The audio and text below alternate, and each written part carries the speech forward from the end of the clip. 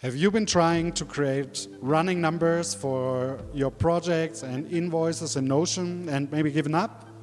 Well, don't fret, because today I'm going to show you a powerful hack to create running numbers in Notion that look like this, with no other tools needed than Notion itself. This is the ultimate Notion hack for complex running numbers. Hi, I'm Stefan in Flow, and I help my clients minimize their busy work and maximize creative flow with customized Notion systems and powerful process automation. If you're struggling to number your invoices, your projects, or your offers in Notion, today I'm going to show you 3 ways to create a numbering system for noobs, for pros, and for goats. Let's go. First of all, let me show you the easiest way to create running numbers in Notion, Notion's built-in ID system. For this projects database here, I'm creating a new property and I'm searching for ID. The ID is showing up and it's going to consecutively number your projects like this. It works. But what if you need something more complex, like with a year and leading zeros? And it looks like this. So in our projects database, I create a new property as a formula. I'm going to take the time created of the property and I'm going to format it with the format date function that only incorporates the year. So 2025 is already showing up in the preview. Next, I want to add an underscore as a text. And finally, we're going to incorporate our ID. We're going to format it as text. And then we're going to use the function pad_start with 4 leading zeros. The beginning, like this. So the preview already shows us the correct format, so I'm going to save it, and all our projects will from now on have a running number just as we wanted to format it. Now this already looks great and like what we wanted to achieve.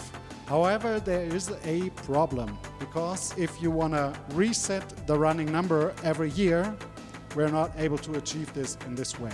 If we want to achieve that, we need to hack the system a little bit. So let's level up.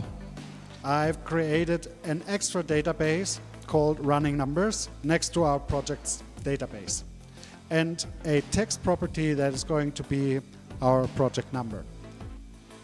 First of all, I'm going to create a relation between these 2 databases. Running numbers. For this one, we're going to limit it to 1 page, and we're going to set up a 2-way relation like this. Now, in the running numbers database, I want to count how many projects are tagged with a single year. So, for example, we want to tag this project in 2025, this in 2025, and this one is going to be in 2026. So in order to do this, we're going to use a formula. We're going to call this count projects. And for this, we're going to use the projects relation and the length function to count the number of entries. So we correctly have 2 projects for 2025 and 1 project for 2026. Now let's style our project number. We're going to do that in the running numbers as well.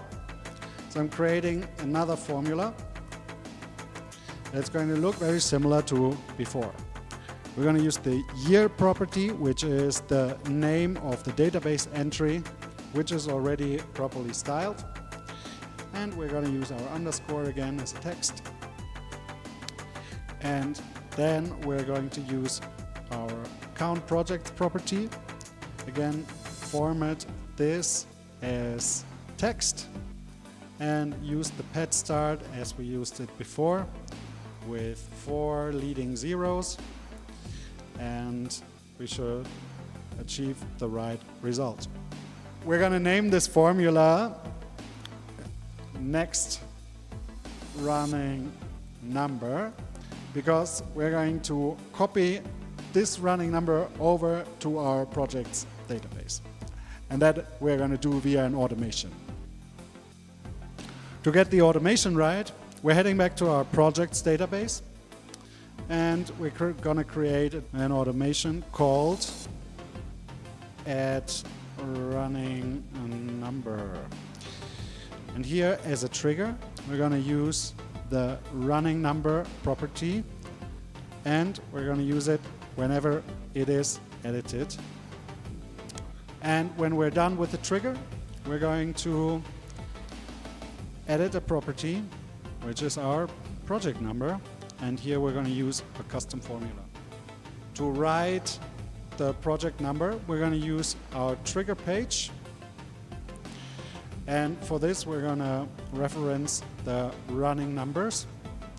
Now we're going to use the first function, and with this we should be able to access all the properties in the running numbers database. Here we go. And we want to select the next running number to be written in our running number system in the project's database. I'm going to save this, I'm going to enable it, and now whenever I link a year to the project, the automation is going to make sure to grab the running number and write it into the database. So it goes from here, down here, to there, and up here. Let's say project B is also in 2025. This one counts up, this one counts up, the automation triggers, and it arrives in the project number. Project C is also in 2025, so we're going to do the same thing over again. Automation triggers, there we go. And project D is in 2026. It's added here. Running number is calculated and added to the database. Now the powerful thing about the running numbers database is that we can use one database and reuse it for several purposes. So next to my projects database, now I set up an invoice database as well. And with a similar setup and similar automation, we can now also give our invoices consecutive running numbers, even with a different format, because we have control over the formatting down here in the running numbers database. If this was helpful to you, please also help me out by hitting the like button and subscribing for more Notion hacks that cut down your busy work and help you stay in your creative flow. And if you want to work with me directly, you can find the links to hit me up in the description. And other than that, see you in the next video.